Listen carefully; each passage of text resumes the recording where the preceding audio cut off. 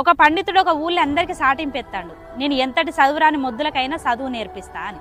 ఇక ఈ ముచ్చట ఆ ఊళ్ళున్న రాజుకు తెలిసింది. ఆ రాజు వ్యక్తిని పిలిపించి, ఏందయ్యా నువ్వు ఎంతటి చదువురాని మొద్దులకైనా చదువు నేర్పిస్తావట, నిజమేనా అని అడిగాడు. అప్పుడు ఈ వ్యక్తి ఏమన్నాడంటే, నిజమే రాజా, నాకు వరహాలు ఇస్తుండాలనే కానీ నేను గాడిద చేత కూడా వేదం నేర్పిస్తా అన్నాడట.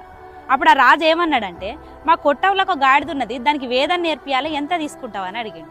అప్పుడు ఈ వ్యక్తి ఏమన్నాడంటే, నాకు ఒక 10 సంవత్సరాల కాలం ఇయ్యిర్రి, 10,000 వరహాలు ఇయ్యిర్రి, నేను వేదం నేర్పిస్తా అన్నాడు. అప్పుడు ఆ రాజు ఏమన్నాడంటే, సరే నీకు 10,000 వరహాలు ఇస్తా, కానీ నువ్వు ఈ 10 సంవత్సరాలలో కనుక వేదం నేర్పియకపోతే నీ తల తీసేస్తా అన్నాడు. ఈ వ్యక్తి సరే అన్నాడు. ఇక అటెడ్ పోయినాక ఒక వ్యక్తి వచ్చి, ఏందయ్యా జీవిత కాలం పట్టినా కూడా గాడిద చేత వేదం నేర్పించలేవు, నువ్వు ఎట్లా మాట ఇచ్చినావని అన్నాడు.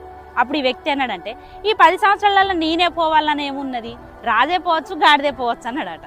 అందుకోసమే మనం ఒక్కొక్కసారి తెలివిగల వాళ్ళం అని అనుకుంటాం, కానీ మనకంటే తెలివిగా వ్యవహరించే వాళ్ళు చాలా మంది ఉంటారు. కొంచెం చూసి మెదులు.